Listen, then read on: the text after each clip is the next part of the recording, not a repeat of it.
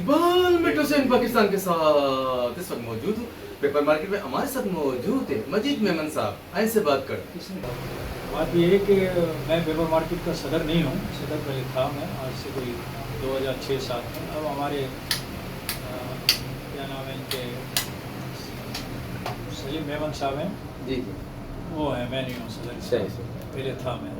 दूसरी बात ये साइज़ के ऊपर डिपेंड नहीं है इसकी। अच्छा, साइज़ तो आपको हर साइज़ मिल जाएगी, सही और बल्कि रीलों में आता है, जंबू रीलों में आता है, बड़ी बड़ी रीलों में आता है। इसमें फिर जो साइज़ आपको चाहिए वो काट के दे देंगे, जो आपकी प्रिंटिंग की साइज़ हो, जो पोस्टर साइज़ होती है, A4 साइज़ होती है, कभी इससे 18-23 की होती है, 23-36 की होती है, 35 छप तो सब रहा है, मगर कागज़ अब बहुत महंगा हो गया है। इंटरनेशनल मार्केट तो जो है अपनी जगह ऊपर गई है, मगर लोकल मार्केट भी जो है बहुत नीचे इसलिए चले गई है कि डॉलर नहीं आया। हमारा जो खपत जो पाकिस्तान में कागज़ की है उसका यूँ समझ लीजिए कि 60% या 65% हम इंपोर्ट करते हैं बाहर से, 40% यहाँ बनता है। यहाँ भी बनता है तो उसमें पल्प इस्तेमाल होता है, उसको भी बाहर से इंपोर्ट करना पड़ता है। तो डॉलर की जो पोजीशन है, पाकिस्तान की इकोनॉमिक की जो पॉलिसी है, जो हमारी एलसियाँ नहीं खुल रही हैं, उसकी वजह भी इसके ऊपर बड़ा भारी असर पड़ा है कागज़ के ऊपर, इसलिए महंगा हो गया। और लोकल भी महंगा हो गया है, और इंपोर्ट का तो और इसका महंगा हो गया है। तो चूँकि अभी उसकी जो शॉर्टेज है आता नहीं है, और डिमांड भी इतनी नहीं है, क्योंकि ज़ाहिर है कि जब कागज़ महंगा हो गया तो इसकी पैकिंग का जो मटेरियल है या इसका प्रिंटिंग का है उन्होंने छोटा कर लिया है या कम कर लिया है, या सस्ते कागज़ पे चले गए हैं। और इसके चूँकि डोमेस्टिक मार्केट भी नीचे बैठ गई, इतनी इसकी डिमांड भी नहीं है हर चीज़ की, क्योंकि ये तो प्रिंटिंग का और पैकेजिंग का चीज़ है, उसमें वो भी कम हो गया है। तो ये सारी चीज़ें जो है, ये जो सारा असर पेपर मार्केट पे भी पड़ा है, कागज़ पे भी पड़ा है। तो जो हमारे पास जो हमारी माली हालत जो है इस टाइम पर हुकूमत पाकिस्तान की, जो हमारी डॉलर की एजेंसी खोलने की, और वो दूसरा जो हमारे कंटेनर छुड़ाने की, उस सब का असर कागज़ के ऊपर पड़ा है, इसी नीचे आएंगे।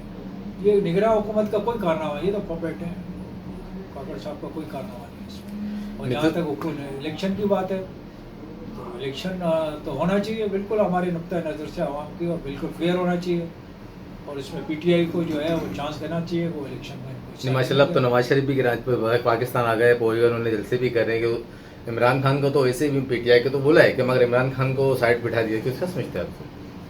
नहीं, वो जो इमरान खान, अब ये है तो मैं इतना बड़ा सियासी आदमी तो नहीं हूँ इस पर मैं आपसे कोई बात कर सकूँ, और ये तो आपको पता है, अब मैं इस पर क्या बात करूँ, चूँकि अब आपको आपकी बात दुरुस्त है। दरअसल हम बात करने जाते हैं ना, तो माशियत और सियासत का चूली दामन का साथ है, और वो करना पड़ता है इधर से जाए। मगर आप इंडिविजुअली जो सवाल कर रहे हैं नवाज शरीफ का या इमरान खान का, तो उस पर तो मैं बात नहीं कर सकता। ओवरऑल सियासत पे जो बात करेंगे तो मैं ज़रूर कहूँगा आपको कि इसमें हमारी अगर सियासत ठीक नहीं होगी या मजबूत नहीं होगी या सियासत सही नहीं चलेगी, तो माशी हालात ऐसे ही रहेंगे दीगर जो चल रहे हैं, और आगे जाके भी कोई उम्मीद नहीं है, क्योंकि सियासी हालत ठीक नहीं है। और सियासी हालत जब ठीक होंगे कि जब आवाम को उनका हक इस्तेमाल करने का इजाज़त देंगे, जो सही मायने में वोटिंग का। आप बात करें डॉलर की, और जो आप थोड़ी सी महंगाई भी कम हुई है, वो सारा क्रेडिट जाता है आर्मी को हमारे, और क्रेडिट गोज़ टू इस्टेब्लिशमेंट या आर्मी की, जिनकी वजह से जो है बाज़ारों में, मार्केटों में, डॉलर में, सोने में, हर चीज़ में जो भाव कम है, तो उन्होंने अपना उसमें मूवमेंट किया है, हरकत में आई है। वही ज़्यादातर वही जाते हैं सब जगह, उस वजह से, खौफ की वजह से लोगों ने जो है इसको प्राइस नीचे लाया, इसकी वजह से हो गया है। और जहाँ तक निगरान हुकूमत, तो वो तो आपको पता है, अब इस पर क्या है, ये तो पपेट है उनकी जाने वाली गवर्नमेंट का, सियासी जमातों का पपेट है। तो उन्होंने कुछ नहीं किया तो ये क्या करेंगे। ये तो आजकल जो थोड़ी सी महंगाई कम हो रही है, जो डॉलर के नाम नीचे आ रहे हैं या सोने के दाम नीचे आ रहे हैं, वो सब जो है वो जनरल आसिफ मुनीर साहब को जाता है क्रेडिट, कि उन्होंने अपना है ना इस्तेमाल किया डंडा। उम्दा में पकाएं और जी भर के खाएं।